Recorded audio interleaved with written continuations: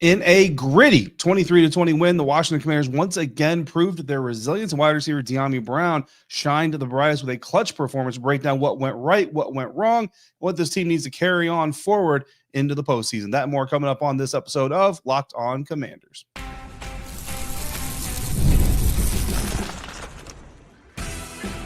You are Locked On Commanders, your daily podcast on the Washington Commanders. Part of the Locked On Podcast Network, your team every day. And welcome in, everybody, to today's episode of Locked On Commanders, part of the Locked On Podcast Network, your team every day. I am your host, David Harrison, covering the Washington Commanders for Sports Illustrated's CommanderGameDay.com, also helping out with WUSA9.com's local coverage of the team this year. And I'm here with you every Monday through Friday. I thank you for coming through today, and every dayers, I thank you for coming through every single day. Locked On Commanders is your daily podcast covering the Washington Commanders. If you haven't already, you can subscribe for free on YouTube or wherever you are listening to today's episode, in which we're going to talk about Dave Gardy's key role in game prep. We're going to talk about penalties and play issues. We're also going to talk about the Washington Commanders 23-20 win and Dyami Brown shining among the brightest on the team. Today's episode is brought to you by Game Time. Download the Game Time app, create your account, use the code LOCKEDONNFL for $20 off your first purchase. Again, in that gritty wildcard win, the Washington Commanders proved their resilience. Dyami Brown shined among the brightest on the team. We're going to break down what went right, what went wrong, what this team needs to carry forward into the rest of the postseason on this after-action review episode of Locked On Commanders, where we talk about what was supposed to happen, what did happen, what we liked, what we didn't like, and we're going to talk about some things at the end of the episode as well. Dan Quinn coming through with some comments and game balls because the Washington Commanders won, so we're going to hand out some game balls just like the Washington Commanders actually did Sunday night. What was supposed to happen is the Commanders were supposed to lose by 3 points to the Tampa Bay Buccaneers coming into their wild card matchup against the Buccaneers as 3-point underdogs. Over-under on the total points scored supposed to be 50.5 points. Therefore, everybody expecting a shootout. I steered into that. My score prediction coming into the weekend, 31-27. I did predict the Washington Commanders to obviously cover that spread because they won, or were supposed to win. Had them beating the Buccaneers by 4 points. They won by 3, pretty close. The insiders came through with a 4-point spread as well, also in favor of the Washington Commanders, 29-25. So the insider score prediction closer than mine this weekend, but both of us, or all of us rather, I should say, correct in at least predicting a Washington Commanders win, 23-20 on a game-winning field goal by Zane Gonzalez, the Arizona State Sun Devil kicker turned Washington Commanders hero. Total points was 43, so not quite the shootout that we expected, that the odds makers expected, but still a pretty entertaining game overall. So that's what happened. Now let's get into our sustains and our improves.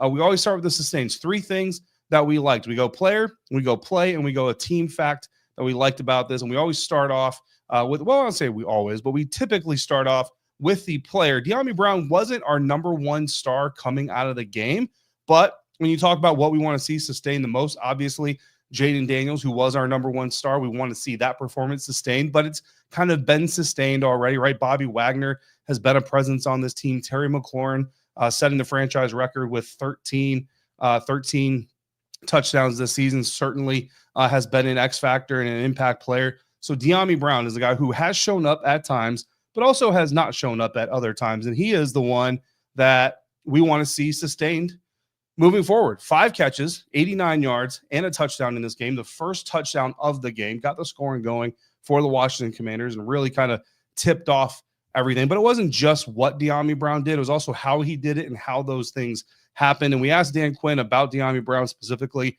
on Tuesday, which is this week's Wednesday, since the next game, divisional round playoff matchup, is against the Detroit Lions on Saturday night. The schedule's the same, just escalated a little bit, shifted to the left one day, we should say. So Wednesday is Tuesday, Thursday is Wednesday, Friday is Thursday, and then we travel on Friday. Saturday is game day. Dan Quinn said, quote, certainly proud of him, Dyami Brown, because he got injured just a few weeks ago and worked hard to get back to make sure he was ready and able to deliver in that spot. The one screen, I thought was a great block by Andrew Wiley to get it, but it was nice to see Dyami Brown step into that space. There's a lot of guys that were ready to step into those moments. For some players who were entering into their first playoff experiences, as you get into it, it's ball, and you get into it, but the nerves sometimes leading up to it can feel like a lot. There's a lot of extra energy, and we're supposed to use that energy for good in terms of the preparation of how we go. But I was certainly proud of him.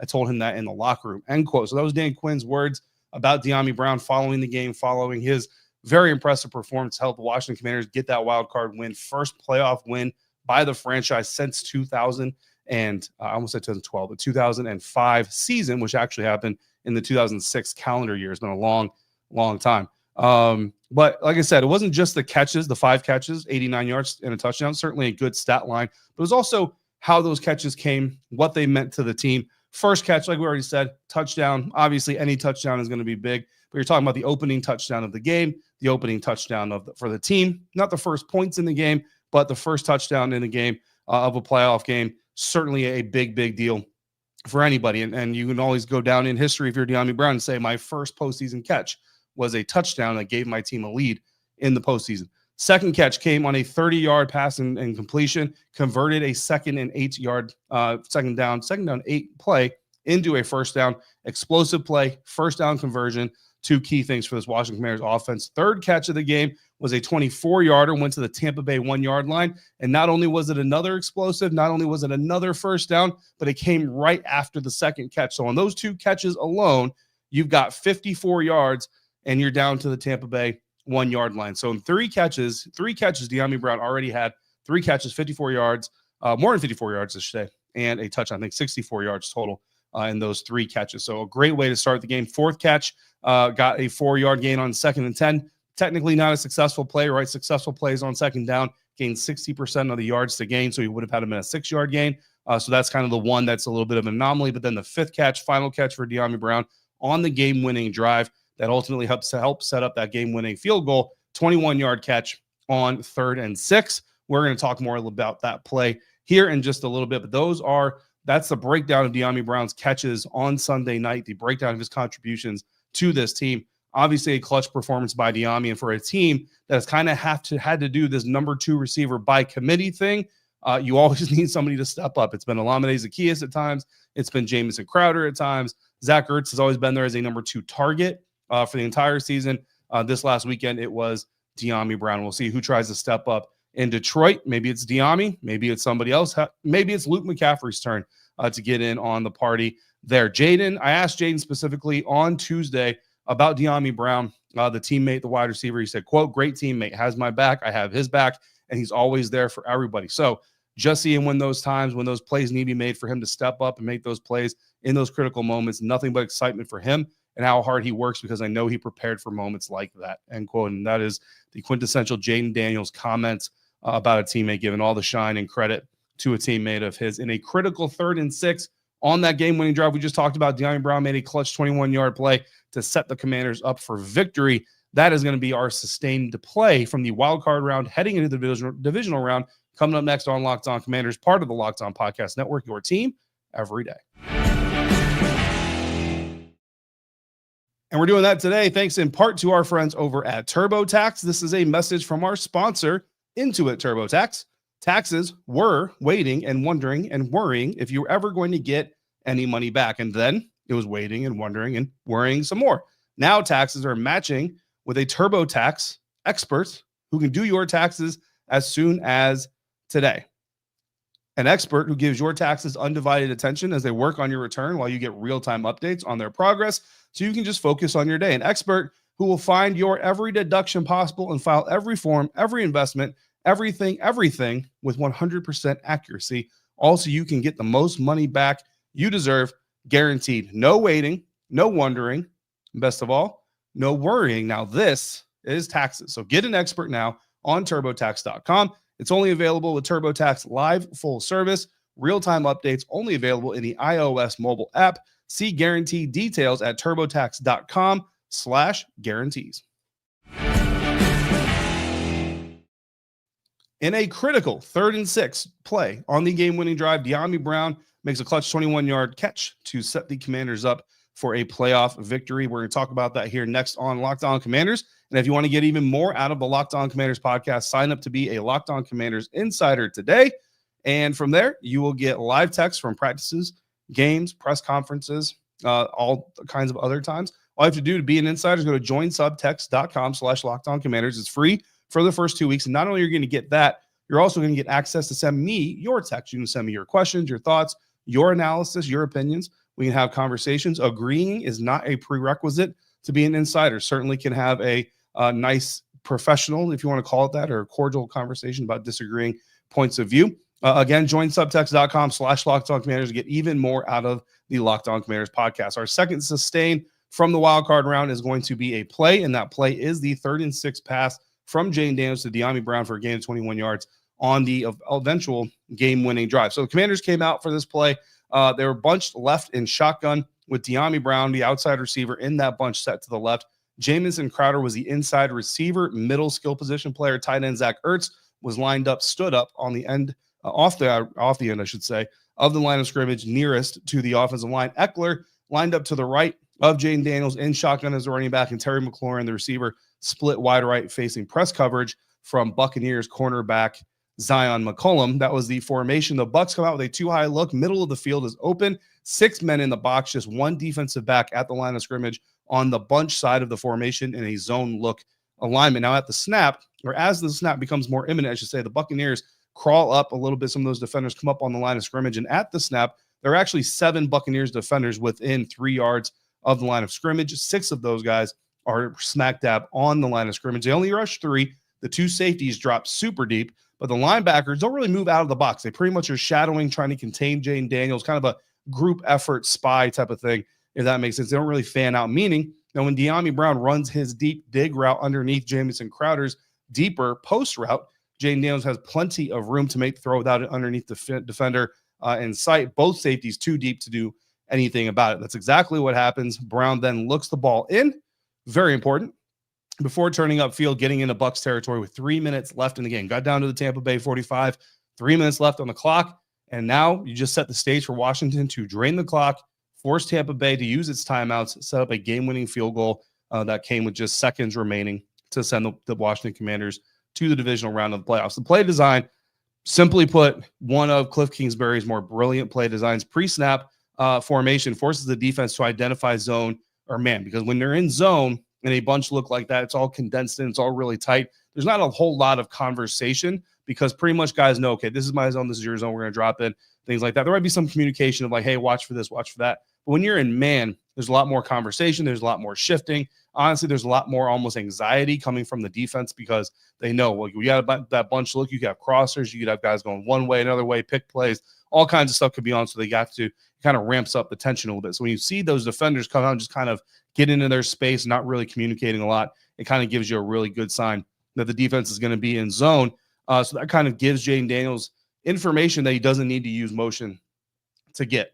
Now, it also, this formation provides Jayden Daniels with multiple options. So from what I can see, in case of the blitz, Ertz is running a short route. So if he's got to use a hot, he's got Zach Ertz hot, and then Zach Ertz just has to get upfield and try to convert that third down. A little bit harder to do than we're saying it, but that's something that's an option. A blitz side, if they do that. Now, if they go front side on the play and blitz, then he can scramble out of it, stress the linebacker into either giving up yards on the ground or uncovering Zach Ertz, in which case Jayden can look to complete a pass to his tight end. If the linebackers vacate the box and drop back or fan out, then Daniels has a little bit more room to maybe do something with his legs if he can't find a receiver. If the safeties don't bail and get deep, well, then the deeper route to Jamison Crowder potentially comes available, while dialing it up against zone means that Brown has the flexibility to flatten that route out a little bit as much as possible based on what the coverage is doing, which is exactly what he does. He gets really flat. It's not a dig in the traditional sense. Like he doesn't like come settled, chop his feet, all those things. More of a speed in, I suppose. Speed out is more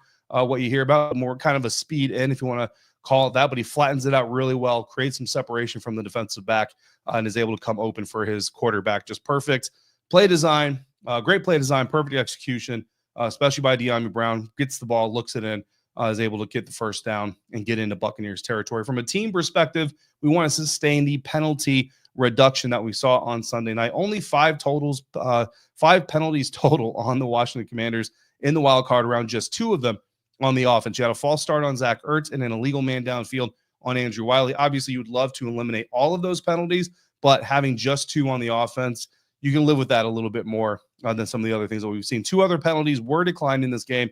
They were both offside penalties, one on the defense, Dante Fowler Jr., one on special teams, Jeremy Reeves. That one on special teams, Jeremy Reeves, was the first penalty of the game, and it was declined after the Buccaneers made a field goal, something that Buccaneers fans are not very happy for. They would rather have seen Todd Bowles take the penalty, turn the 4th and 5 field goal or 4th and 7 field goal into a 4th and 2, and then go for it the way that Dan Quinn likely would have. So that's our final sustained improvements in the penalty arena.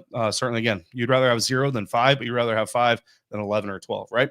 3 things we want to trash in week 18. Again, we're going to start with player. And again, I'm just going to give my my normal disclaimer. We're not saying to trash the player. We're saying to trash the player performance, i.e. we want the player to simply get better, because we're talking about rookie left tackle Brandon Coleman, the lowest graded offensive player according to PFF, with a 35.2 overall grade. And if you're not familiar with PFF's grading, 35.2 is very bad. 19.9 pass blocking grade, so that's even worse. And yeah, it was evident on the field, Brandon Coleman not having his greatest performance of the season, certainly looking like a little bit of a rookie in his first playoff game. Gave up 6 pressures on 44 pass blocking reps, 4 hurries, 2 hits on the quarterback. And honestly, it would have been a lot worse if Jayden Daniels wasn't Jayden Daniels. So not only do I want to see Brandon Coleman obviously get a little bit better, we know he can play better. He knows he can play better. I'm not worried about whether the ability is there, just has to actually show up. But also, the Detroit Lions blitz a lot. They're 5th most in the league this season in blitzes, so they may need to give him a little bit of help. We remember earlier in the season, they were giving a lot of chip blocks. They still give chip blocks, the Washington Commanders offense does, but they were giving it a lot more early in their season. I think it was time to go back to that a little bit against the Detroit Lions. So hopefully we'll see that. Stash the team, the rushing game. Still, offensive rushing game outside of Jayden Daniels, nearly non-existent. I say nearly because it wasn't totally non-existent, but this team's got to figure something out, man. Brian Robinson Jr., 1.6 yards per carry in the wild card round is a career low. His previous career low was 1.67 yards per carry. This is 1.6 yards clean. This is 1.67 yards carry last year, week 5 against the Chicago Bears, when the Commanders got smacked by the Bears 40-20 in that home loss. They lost Jeremy Reeves to a torn ACL on the same night. So not a good night for the Washington Commanders, as you might remember if you are a Washington Commanders fan of at least 2 years now. Austin Eckler did have a 3.4 yards per carry average. It's not the 4 yards. 4 yards is kind of the floor to say he had a quote-unquote good game. But Austin Eckler, 3.4 yards per carry, certainly better than 1.6 yards, right? More than twice as good. Chris Rodriguez, inactive in the wild card round, has shown the ability to be effective. Robinson's longest carry of the game was 5 yards. He had 7 carries that went for 2 yards or less, and multiple of those 7 carries were for losses. Also contributed with 4 catches for 22 yards. So B-Rob's overall offensive contributions, not great, but not terrible either. It's a season high in receptions for him, but the running game with Brian Robinson simply is not working anymore. B-Rob looks tentative. He looks unsure of himself. There's actually a stretch there where he looked more sure of himself. It kind of looked like that old B-Rob who got the ball, found a spot, put a foot in dirt and go for it. And then sometimes he just kind of danced. He's kind of hesitant. Doesn't look like he's got a lot of confidence back there. Again, I don't know if it's injury related, if that right leg maybe is just kind of bothering him more than we know. I don't know if it's losing trust in the hole's going to be there in the offensive line. I don't know what it is exactly, but whatever it is, man, if you're going to continue to feature Brian Robinson, which, again, I still think in a vacuum, he's the best running back they have. They got to figure this out, or you got to go to featuring Austin Eckler, making Chris Rodriguez active, all these things. Whatever it is, they got to get that figured out, because they're going to need it. You know what I mean? Just bluntly. We keep saying this, but I'll be honest with you, man. They keep winning with Jayden Daniels being their leading rusher. So I don't know. Maybe they don't need it, but you certainly would like to have it if you don't need it, right? Finally, the last play, or the play that we want to get rid of, isn't really a play on the Washington Commanders so much as it is just the way the pass interferences were called in this game. Fortunately, it didn't derail the game completely, but there was certainly a stretch there. It's not team controlled, it's official controlled. But first, down 10-3, Bucs wide receiver Mike Evans clearly extends his arm and pushes Marshawn Lattimore off on an inside dig route. Marshawn was in his hip pocket running the route for him. Absolutely would have been in position to get an arm into the cradle, potentially knock that ball away. Instead, Mike Evans pushes him off, gains 20 yards. On the very next play, Mike Evans then pulls Marshawn Lattimore into his body and draws a defensive pass interference from the same official that Marshawn Lattimore started yelling at after he didn't get the push-off flag. Maybe it's coincidence. Maybe it's petty and unprofessional and BS. I don't know. You be the judge. Mike Evans, look, he's a Hall of Famer. He is, okay? And I love Mike Evans. I love his game. Love his talent. The dude is really good too. But he is known to push off, man. It is a part of his reputation. Everybody knows it. The officials know it. They know to look for it. It came. They didn't flag it, and then they gave him a cheap DPI. on the very next play. It puts the Buccaneers at the 1 yard line. They eventually get a touchdown there. It's a big situation. And then again, you're punishing Marshawn Lattimore for being frustrated. And a behind the scenes look at preparation for those high pressure moments. Coach Quinn credited Senior VP Dave Gardy for his crucial role in analyzing trends, officiating crews, and game situations, ensuring the team is ready for anything come game time. We're going to dive more into that coming up next on today's episode of Locked On Commanders, part of the Locked On Podcast Network, your team every day. And we're doing that today thanks in part to our friends over at Game Time. I love going to live events, whether it's sports, music, theater, or comedy. One of my favorite memories was attending a concert last year with my wife. The energy and the excitement were both unforgettable. Well, now Game Time has made it even easier for you to get tickets on your favorite events with their new feature, Game Time Picks. This feature filters out the fluff to show you only incredible deals on great seats, so you don't have to waste time searching through thousands of tickets yourself. So let's say you want to go see Metallica this offseason at Northwest Stadium, the home of the Washington Commanders, on May 28th. Game Time Picks will show you a super deal for tickets in the front row of section 442 for $196. And if you toggle in the all-in pricing feature on the app, you're going to get zero surprises at checkout. That is $196 per ticket. That is $196 per ticket when you get to the checkout. Take the guesswork out of buying tickets with Game Time. Download the Game Time app, create the account, use the code LOCKEDONNFL for $20 off your first purchase. Terms apply. Again, create your account, redeem the code LOCKEDONNFL for $20 off. Download Game Time today. What time is it? Game time. Dan Quinn gave us a little bit of a behind-the-scenes look at the contributions of Senior VP Dave Gardy, his crucial role for analyzing trends, officiating crews, all the same. That great question was asked by Sam Fortier of the Washington Post, which led directly into the line of questioning that I wanted to ask Dan, which is the impact that crews have on their game preparation. So Sam asked how much Senior Vice President of Football Initiatives Dave Gardy has helped prepare the team for winning time moments, to which Dan Quinn answered, quote, a lot.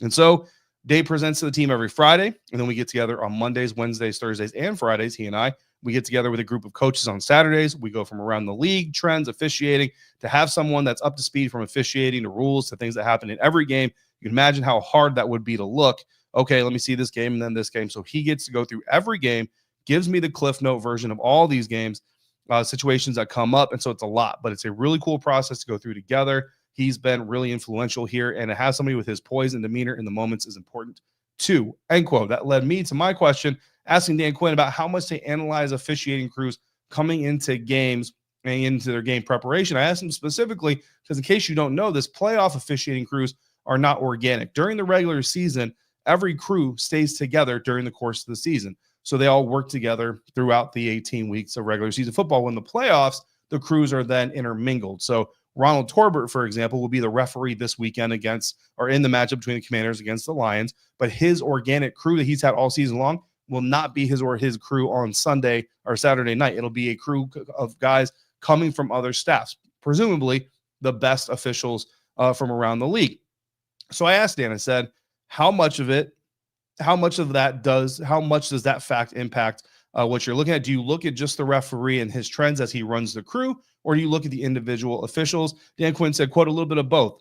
What do I mean by that? If a deep wing has a certain amount of holding and they were first in the league, that would be something that we would talk about. So one of those officials that's not from Torbert's staff, that is now on his staff for this game, has a lot of holding penalties from his or her position. That is something that they would acknowledge. Is the referee, what's communication like? Because I don't know if they would influence as much as the crew, but how they manage the game. So we're going to quit the quote there. So basically, it's kind of like a quarterback, right? The way that the quarterback executes the offense certainly influences the entirety of the offense. But if you have a wide receiver that doesn't know how to run a sharp hitch route, that receiver isn't going to just suddenly run a sharp hitch route because the quarterback says, hey, I want you to run a sharper hitch route, right? It's kind of the same thing. Ronald Torbert may say, hey, look, guys, I have a big emphasis on defensive pass interferences, which his staff during the regular season, one of the highest staffs throwing DPIs. However, if that official that's on that side of the field is a little bit more liberal with giving away contact and letting these guys fight a little bit without throwing a flag,